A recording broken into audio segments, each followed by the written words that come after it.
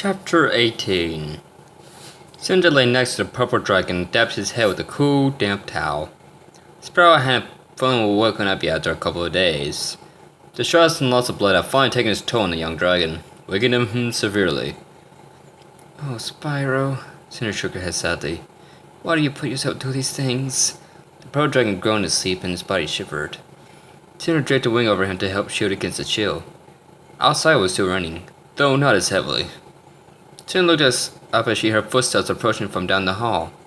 The rhythm was staggered, and the dragoness rose to her feet, a Spyro winked as she took up a fighting chance. Much to her surprise, Candace appeared around the corner. When she saw Cinder, she stopped. Sorry, is this a bad time? Cinder sighed and sat back down. No, not at all. She shook her head. I didn't recognize the footsteps, so I wasn't sure. Candace only smiled softly. It's very cute how protective you are when it comes to Spyro. Cinder blushed slightly as Candace helped into the room.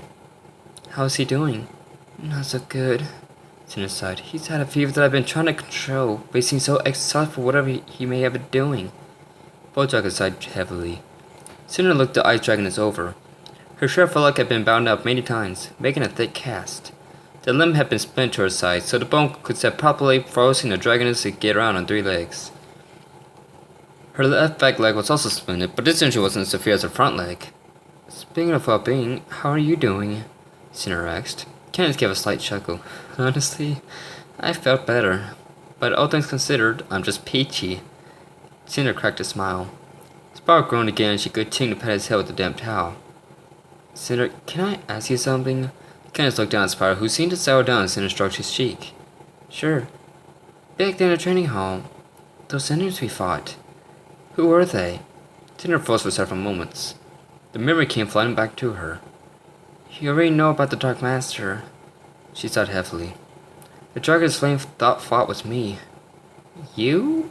Candace cocked her head to the side.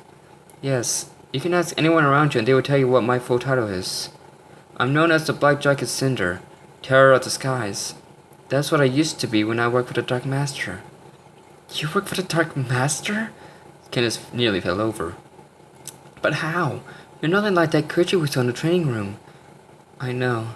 Cinder nodded and went on to tell about how Gal, the ape they had fought, had taken her egg in the night of the raid on the Dragon Temple. How the Dark Master poisoned her with his powers and turned her into the fire-breathing beast that Candace had seen in the training hall. And how Spyro was the one who had beaten her in combat and freed her from Malefor's spell.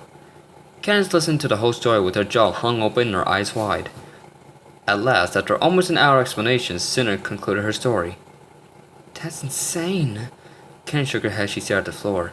I had no idea the Dark Master was that horrible.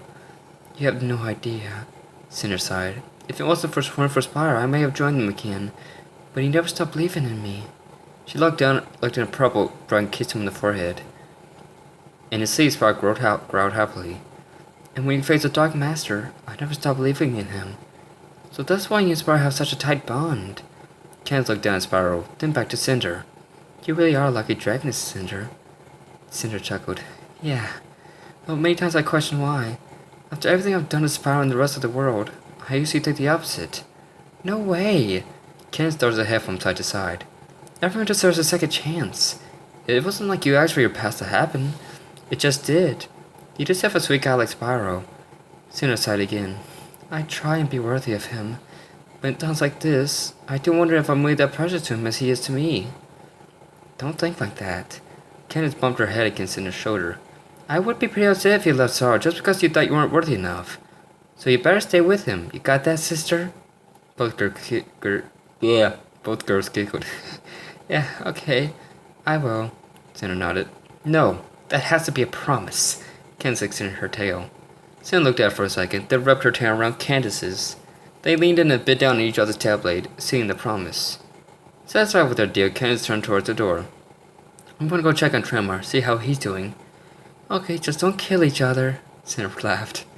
Candace smiled over her shoulder. No promises, she chuckled. Candace, Cinder called. The ice dragoness stopped and turned. If you ever see Spyro the way you did back there, don't try to fight him. Just run. Candace stood still as she remembered the terrible white eyes that seemed to cut right through her, and a chill ran down her spine. She nodded and turned back down the hall. As she made her way up the long stairwell, she glanced down the city below. The rain was still heavy, but the wind was no longer blowing, making the wetness tolerable. As Candace watched the guards march through the rain, she saw several buildings with their holes being patched up by the construction teams. The dragons followed the line of destruction until her eyes came to rest on the impact site where Tremor had hit. When the guards had gone to him, he wasn't breathing, and had taken a long time to resuscitate him. Moving the earth dragon had been a delicate process, since many of the bones in his body had been broken. Candace's mind drifted back to the battle in the training hall, where Tremor had thrown himself in front of Darkspyro's attack. It was a violent side of him she had never seen before, but it wasn't too sure if it was for the best. Meanwhile, up in his room, Tremor struggled to his feet. He had been awake for a couple hours, testing his body out to see what was broken. His injuries had been patched up, and his chest was heavily bent from the burn he had received from Darkspyro's attack. At last, he felt confident enough to attempt to get out of bed. As he rose, his bones and joints seemed to groan against each other like old machinery. As he straightened his back out, he heard several loud cracks along his spine. Ugh, that felt good. He breathed and shook himself slightly. He grunted as his broken ribs burned inside him. Okay, that didn't feel so good. He took a shaky step forward, letting his weight move to his front leg. Then he dared another step. He continued his process around his room until he was confident that he could walk steadily on his own. His body ached and his wounds throbbed, but he didn't mind. What the hell do you think you're doing? Tremor jerked and turned towards the door to see Ken stand there watching him. Nothing. I was just walking around. You should be resting. Kenneth scoffed as she entered. Yes, you may come in. Tremor rolled his eyes. Don't give me that. Kenneth brought her face out right to Tremor's. He could see the drunkenness was serious. You need to regain strength or your wounds won't heal properly. Now lie back down. I can take care of myself, Candy. Tremor brushed by her. I appreciate your concern, but it isn't needed. Excuse me? She roared on him and stopped him in his tracks. Not needed? You nearly got yourself killed back there. That shot had my name written all over it, and you took it from me to save my life. Why won't I be concerned for someone who just saved my life? The least you can do is be gracious you have someone who's willing to care for you. Tremor hung his hand and stared at his paws. You of all dragons should know what it's like to lose someone close to you. I know as good as we get during dragon situations, but purposely trying to get yourself killed won't bring Gaia back. Tremor felt his heart tie itself in a knot. He sighed heavily and looked back over his shoulder. But that's exactly why I wanted to save your life. Candace's head struck back. Tremor turned towards the door and walked away, leaving Candace to stay in shock. Wait, Tremor! She called, but he ignored her. Candace clenched her teeth and her tail lashed at her furiously. Damn it! She shouted and fired an ice bullet into his fireplace, freezing the chimney solid. Spyro moaned in his sleep. His head spun and his body felt as if it were frozen. He shivered like a leaf in the wind. His teeth chattered and his heart raced. All at once, he felt something fall across his body. The chill went away and he began to feel warmer.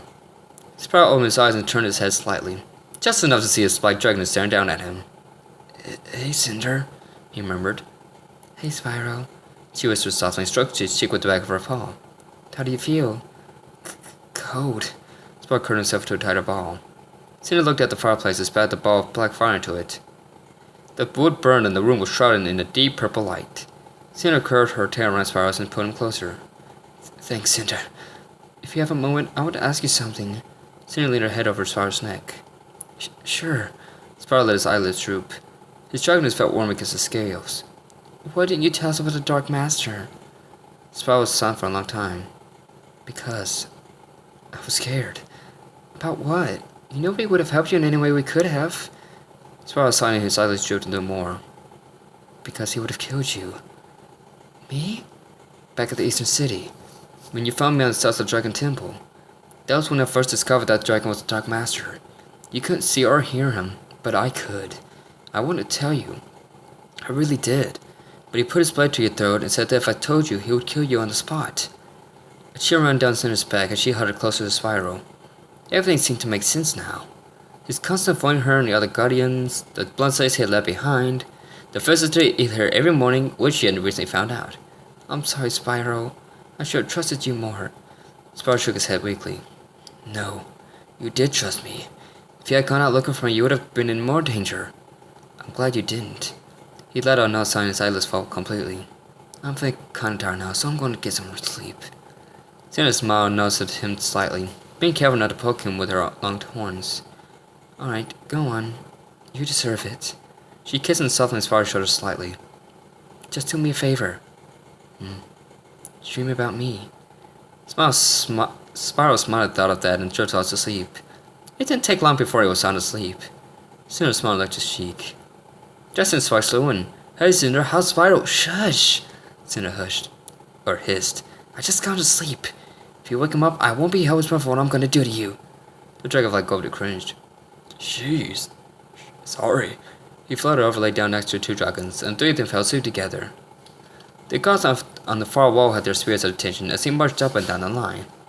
None of them were particularly fond of the rain, but would really do their duty nonetheless. The last 2 days had dragged down slowly with nothing but the latest gossip going around to keep them company. All at once when the guards shouted, We have conducts coming in from the west! The guards charged to the wall armed with catapults.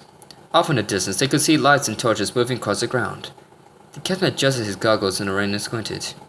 Hold your fire, they're friendlies! The guards relaxed. The torches drew closer and soon came to a stop just below the outer wall.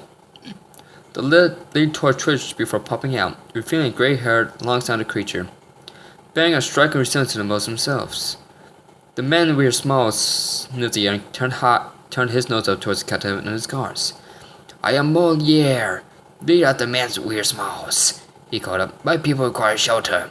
We bring news of great importance to the Guardians.